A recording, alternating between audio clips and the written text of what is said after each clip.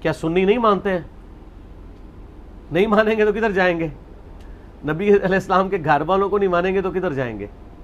ٹھیک ہے، آل محمد کے ہاں جہنم میں ہی جائیں گے، ظاہر ہے جی۔ مسلم علاقے میں حدیث ہے، میں نے بتایا صحیح سند سے، کہ اگر کوئی شخص خانہ کعبہ میں حجر اسود اور مقام ابراہیم کے درمیان نمازیں پڑھتا رہے اور روزہ رکھتا رہے لیکن اہل بیت کے بکس کے ساتھ مرا تو سیدھا دوزخ میں جائے گا۔ المستدل حاکم میں 4712 نمبر حدیث ہے، اور اس کا ثبوت قرآن بھی ہے۔ قرآن کی آیت ہے، سورہ احزاب کی آیت نمبر 57، ان الذین یؤذون اللہ ورسولہ لعنہم اللہ فی الدنیا والآخرہ، بے شک جو لوگ اللہ اور اس کے رسول کو تکلیف دیتے ہیں ان پہ لعنت ہے دنیا اور آخرت کی زندگی میں، وَأَعَدَّ لَهُمْ عَذَابًا مُهِينًا، اور اللہ نے ان کے لیے دردناک عذاب تیار کر رکھا ہے۔ تو قرآن میں ہے۔ تو نبی علیہ السلام کو اذیت دینا، اس میں کون کون سی چیزیں شامل ہوں گی؟ پہلے نمبر پہ کسی شخص کی اذیت یہ ہے کہ آپ اس کی اولاد کو اذیت دیں۔ دوستوں یاروں کو انسان کیا سمجھتا ہے؟ میں خود بیوی بچوں والا ہوں، آپ لوگ بھی ہیں، مجھے بتائیں بیوی اور بچوں سے آگے آپ کو کوئی دوست ہو سکتا ہے اپنا؟ اور یار سگے بھائی نہیں آگے ہوتے ہیں، بہن بھائی پیچھے رہ جاتے ہیں اولاد کے بعد۔ تو یہ ان الذین یؤذون اللہ ورسولہ، جو رسول اللہ کو اذیت دینا ہے، وہ کس کو اذیت دینا ہے؟ بخاری اور مسلم کی حدیث ہے، فاطمہ میرے جگر کا ٹکڑا ہے، جس نے فاطمہ کو تکلیف دی اس نے مجھے تکلیف دی۔ نبی علیہ السلام نے خود ہی بتا دیا اپنی بیٹی کے بارے میں، بے شک، کہ جس نے فاطمہ کو تکلیف دی اس نے مجھے تکلیف دی۔ تو سیدہ فاطمہ کو تکلیف دینا رسول اللہ علیہ وسلم کو تکلیف دینا ہے، اور آگے پوتے تو نواسے تو وہ تو آپ کو بہت ہی عزیز ہوتے ہیں۔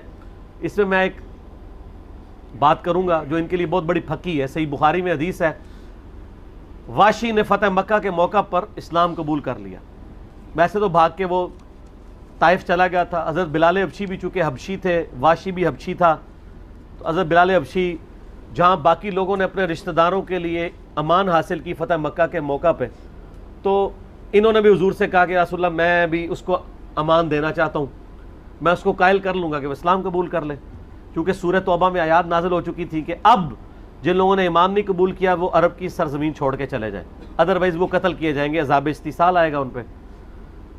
تو واشی تیار ہو گیا، حضرت بلال نے لا کے حضور کے سامنے پروڈیوس کر دیا صلی اللہ علیہ وآلہ وسلم۔ آپ نے پوچھا واشی یا رسول اللہ قاتل حمزہ، یا رسول اللہ، فرمایا تیرا اسلام قبول کرتا ہوں لیکن کیا تو ایسا کر سکتا ہے کہ مجھے اپنی شکل نہ دکھانا بعد میں؟ کسی نے نبی علیہ السلام کو یہ مشورہ نہیں دیا کہ حضرت حمزہ کو شہید ہوئے اس وقت 8 سال ہو چکے تھے، 5 سال، کیونکہ 8 ہجری میں فتح مکہ ہوا ہے، 3 ہجری میں غزوہ احد، 5 سال پہلے حمزہ شہید ہوئے ہیں، اور یا رسول اللہ سوگ تو 3 دن ہوتا ہے، آپ 5 سال سے غم حمزہ منا رہے ہیں، ہمیں کہتے ہیں غم حسین منا رہے ہیں، تو یہ غم حمزہ کیوں منایا جا رہا ہے؟ اور اس لیول پہ منایا جا رہا ہے کہ مجھے شکل نہیں دکھانی۔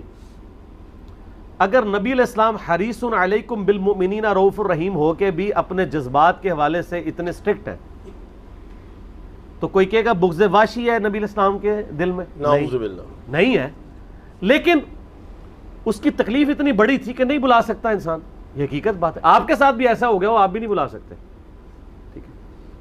تو مجھے بتائیں انسان کو اپنے چچا سے زیادہ محبت ہوتی ہے یا اپنی اولاد سے؟ اولاد۔ تو جو آل امیہ قاتلین اہل بیت ہے ان کی شکلیں دیکھیں گے نبی علیہ السلام قیام الدین؟ نیور۔ تو پھر وہ حدیث فٹ ہوگی بخاری مسلم کی، سحقن سحقن لمن غیر بعدی، ان کو مجھ سے دور کر دو جنہوں نے میرے بعد دین کو بدل دیا۔ تو اصل کو سمجھنا چاہیے۔ تو یہاں پہ یہ حدیث اس بات کا ثبوت ہے کہ نبی علیہ السلام کے دل میں بھی ایسے لوگوں کے لیے کوئی جذبہ نرمی کا نہیں آتا، لیکن آپ نے ان کو تکلیف کوئی نہیں دی، لیکن کہا بھائی مجھے نہ اپنی شکل دکھاؤ۔ وہ پوری زندگی حضور کے سامنے نہیں آیا اور وہ روتا تھا اس بات پہ۔ صحابہ کرام کے دور میں بھی ایک مقدس جرم بن چکا تھا آل امیہ کی بدماشیوں کی وجہ سے۔ حالانکہ صحیح مسلم میں انٹرنیشنل نمبر کے مطابق شروع میں کتاب الایمان چیپٹر میں 240 نمبر حدیث ہے، سیدنا علی کہتے ہیں کہ اس ذات کی قسم جس نے دانے کو پھاڑ کر اناج کو اگایا اور تمام مخلوقات کو پیدا کیا، نبی امی صلی اللہ علیہ وآلہ وسلم نے مجھ سے یہ عہد لیا تھا، اے علی تجھ سے محبت نہیں رکھے گا مگر مؤمن، تجھ سے بغض نہیں رکھے گا مگر منافق۔ محبت علی از دا لٹمس ٹیسٹ آف ایمان ایز پر صحیح مسلم 240 نمبر حدیث. لیکن امت نے وہ فرقہ وارانہ ٹسل کے اندر سیدنا علی کو پیچھے کرنا شروع کر دیا. اور پھر وہ بڑی حیران کن، یہ لوگ کہتے ہیں جی اس طرح کی باتوں کے فائدے کیا ہیں جی، قیامت الدین پوچھا جائے گا. اور سر پوچھا کیوں نہیں جائے گا؟ ایمان کی بنیاد ہی یہ ہے. آپ کی جنت دوزخ کا فیصلہ اس کے اوپر ہونے والا ہے. فضائل صحابہ احمد بن حنبل کی کتاب میں 2 موقوفاً روایتیں ہیں سیدنا علی سے صحیح سند کے ساتھ. 952 نمبر اور 964 نمبر ہمارے پاس جو PDF موجود ہے. سیدنا علی کہتے ہیں کہ میری وجہ سے 2 فرقے گمراہ ہوں گے، ایک میری محبت میں غلوف کر کے، ایک میری دشمنی میں غلوف کر کے. اور میری وجہ سے 2 فرقے دوزخ میں چلے جائیں گے، ایک میری محبت میں غلوف کر کے اور ایک میری دشمنی. محبت میں غلوف کرنے والے رافضی اور دشمنی میں غلوف کرنے والے ناسبی. کیوں جی شہزاد بھائی؟ اللہ معافی دے آپا اہل سنت اندر ہی کسے ہوئے. ٹھیک ہے، یہ ایک انہوں نے ادبی گالیاں ڈیوائز کی ہوئی ہیں. اس کے اگینسٹ جو حضرت علی کے خلاف بولتے ہیں نا، ان کو کہتے ہیں یہ صحیح بات کر رہے ہیں. ان کو آپ کیوں نہیں کہتے کہ وہ ناسبی ہیں؟ فکس اس چیز کو کیا ہے کہ جو بات شیعہ کی سپورٹ میں جائے گی نا تو آپ فوراً کہیں گے راوی شیعہ ہے. تو ہم کہتے ہیں پھر جو حضرت ابوبکر کے حق میں جائے گی ہم نہیں مانیں گے راوی ناسبی ہوگا. ہم یہ 2 نمبری نہیں کر رہے ہوتے. حالانکہ ہم یہ کر سکتے ہیں اس کے اگینسٹ کاؤنٹر نیریٹو. جتنے منکرین حدیث ہیں وہ آپ دیکھیں بخاری مسلم کے دشمن ہیں، کیونکہ وہ حدیثیں وہ کہتے ہیں یہ شیعوں نے ڈال دی ہیں بیچ میں. تو جب حضرت ابوبکر عمر عثمان کی شان میں بخاری مسلم میں حدیثیں آتی ہیں تو پھر شیعہ بھی تو کہیں گے یہ ناسبیوں نے ڈال دی ہیں. پھر آپ کیا کریں گے؟ حالانکہ میں آپ کو بتاؤں گا کہ وہی راوی حضرت علی کی سپورٹ میں بھی حدیثیں بیان کر رہے ہیں جو حضرت ابوبکر عمر کی بھی کر رہے ہیں. تو اب آپ کا جعلی سرٹیفکیٹ ان کو چاہیے سنیت کے لیے.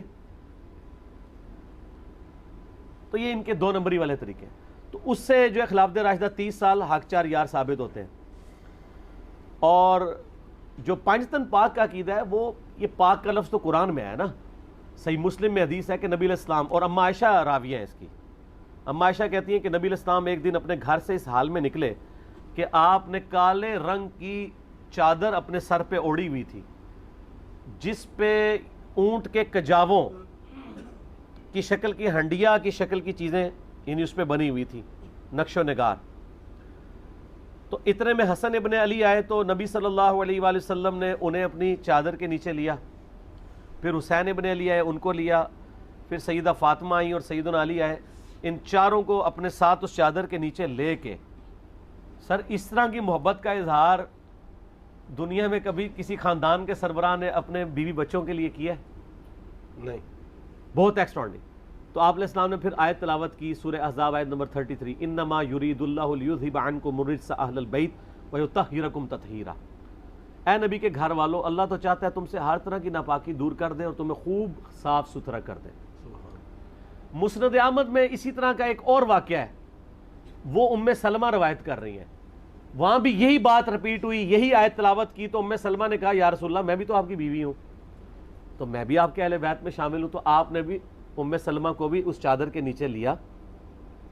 لیکن ام سلمہ کہتی ہے میں چادر کے نیچے تو ضرور آئی تھی، لیکن اس سے پہلے آپ علیہ السلام اپنے بچوں، اپنے داماد اور اپنی بیٹی کے لیے جو دعا کر چکے تھے اس دعا کا حصہ مجھے نہیں ملا، وہ پہلے ہی کر چکے تھے. تو یہ ایک ایکسٹرا آرڈنری ایک فضیلت. تو اس